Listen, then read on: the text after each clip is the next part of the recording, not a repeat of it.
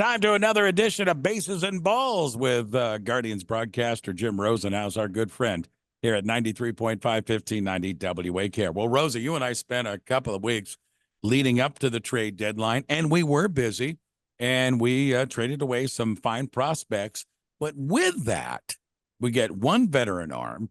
We get another veteran arm coming off the disabled list that we signed about a month or so ago, and a right fielder who's very athletic. So talk about this team post-trade deadline. Well, Ray, I think they were able to address a bat in the lineup. They certainly were looking for that, especially with some of the struggles offensively the last several weeks heading into the All-Star break and then coming out of it.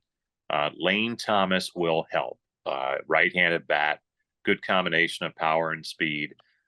Slow start this year, but had a knee issue that he got cleared up and has been really swinging it much better the last month or so. So they catch him at the right time. And I think he'll help a lot. He's going to play a lot, according to Stephen Vogt. And I think that'll help this lineup. It's just going to make it a little bit longer. And then pitching-wise, we'll probably do this show in a month and have a much better idea because we just don't know. Matthew Boyd's coming back from the Tommy John surgery. He's been terrific on his rehab assignments so far. And as long as he's healthy, I don't know if he's too much further away. He might be ready to go within the next week or two. Alex Cobb, who they acquired from the Giants at the trade deadline, hasn't pitched at all this year. It's kind of an odd situation. Had hip surgery in the offseason. That set him back. Then a shoulder issue during his rehab. And now a blister issue. So that's going to force him to make one more rehab start, it looks like. But if they can get the Alex Cobb that pitched for the Giants a year ago and made the All-Star team, what a pickup that will be. So there's some question marks, but if Cobb and Boyd are healthy and throwing the way they have in the past, that makes this rotation a ton better and should really give them that push to finish it off and get into the postseason and then be a threat in the postseason too. What I also like about that, Rosie, and I'll let you expand, is they're both guys who are, I don't know if the word is veteran, but they are, especially when you look at Cobb. And when you got the playoffs on the horizon, right now, our rotation is relatively young, lively with a few more years under his belt. But this is a pretty young rotation that we have. You need those veteran guys to kind of stabilize a little bit. And when you talk about Boyd and Cobb, you have those two. I think so. And the thing to remember about the postseason, you need three starting pitchers, maybe a fourth on occasion because of all the off days in there. So you don't necessarily need as much depth, but this will certainly help them get there. And then it remains to be seen who's throwing the best at the end of the season. You know, Tanner Bybee will be one of them, and Gavin Williams will be one of them. You would think Ben Lively would, based on the year he's had, but who knows? I mean, let's see what Cobb and Boyd can do, and it's certainly worth the chance on both of them. Would the Guardians have liked to have picked up maybe someone having a better season, a healthy season, all that kind of stuff? There were bigger names out there, but I think for where they are and what they're trying to do, they did the best they could. And remember, it's a team that, with the current group, has the best record in the American League. So I get it. You always want to do more, but I don't know that they needed to do a whole lot. And we're talking with Guardians broadcaster Jim Rosenhaus, Bases and Balls. With every acquisition comes what, Rosie? Casualties, right? And that means they had to send someone down to AAA. And those are tough decisions that Chris and Mike and Steve Vogt had to sit down and talk about. And the person that was sent down was Will Brennan. And that kind of, there was a lot of speculation. Is it going to be Schneemann?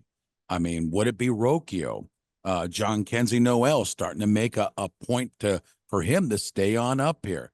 But it was Will Brennan that was sent down to AAA. And I thought maybe you could talk about that decision. And I know you weren't in the meeting rooms of those guys, but maybe what went into that decision that Will Brennan was the guy to go down to AAA right now. Well, you added an outfielder, so an outfielder is going to go. And the other guys are much more versatile. Brennan's a true outfielder. The names you mentioned, Freeman, Schneemann, Rocchio, Schneemann and Freeman in particular are absolutely versatile and can play more than just the outfield, and there's value in that. And I think that was probably the determining factor. So yeah, I mean, I think it was a fairly easy decision. Not an easy one for Will, obviously, but it's an outfielder for an outfielder, I think is what it came down to. Boy, one thing Stephen Vogt likes is that versatility, doesn't he? I mean, Mhm. when you got Fry and you've got Schneemann and you've got Fryman, you've got three guys there that really give him a lot of options as you get into the middle innings and the late innings where he can use a pinch hitter or a pinch runner, knowing that he's got these guys that you can swap and plug in various spots. And don't forget Angel Martinez too. There's another young man who's an infielder by trade and now an outfielder for the Guardians, but can certainly play both. So it's helpful. It kind of you have a roster of 26 and you can have 13 position players, but it feels like the Guardians have more than that because so many can play more than one position. Jim Rosenhaus with us, bases and balls. The other aspect I wanted to touch on this morning was Jose Ramirez. He hit the home run the other day in Detroit, and he has really moved up the ladder as far as all-time home run guys in this organization's history. And when you think of Jose Ramirez, you think of just a great ball player, hustles, does everything, plays defense, and he hits. Sometimes his ability to go deep kind of gets lost a little bit. But man, has he made his mark with a long ball, and if he stays healthy, he could be number one on that list before it's all said and done. Wouldn't that be something if he were to pass Jim Thome? and you just look at the stature of the two players, but Ramirez is a good hitter.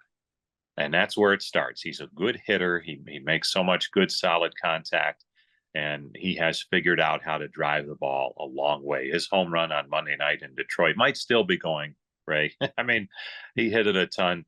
And I believe you're right. I mean, he's got less than 100 to go to catch Thome, and lately for him, that's about 3 years worth of home runs for him. So we'll see. I mean, every year is different, and who knows how he'll do as he ages. And he is on the other side of 30 now, but he still shows no signs of slowing down, works extremely hard to keep it going at a high level. And this year he's having one of his best seasons. Maybe this is the one where he's not just a finalist for the MVP, but is the MVP. Rosie, let's wrap it up. It started last night and it continues tonight. Good head-on battle with the Baltimore Orioles, the teams with the two best records in the American League. The Orioles, a very young team. The Guardians, a very young team. It's kind of fun to see, right? With the Guardians and Baltimore, two best records in the league. Yeah, I mean, those are the similarities. They're both young ball clubs. Baltimore, based on what they did a year ago, I think a lot of people figured they would be in the mix for the best record in baseball and certainly contending in the AL East. And they have so much young talent. Their farm system may be second to none. I think outside of Cleveland and maybe outside of that clubhouse, I don't know how many people have the Guardians as one of the best record teams in all of baseball heading into August. But here we are, and they're playing great baseball. So it really should be fun baseball through Sunday when these two teams get together. Yeah, it's going to be jumping at the old ballpark this weekend for sure. Rosie, as always, my friend, busy week. I appreciate you making time for us here on these Friday mornings, and we'll do it again next week. Thank you, my friend. You got it, Ray.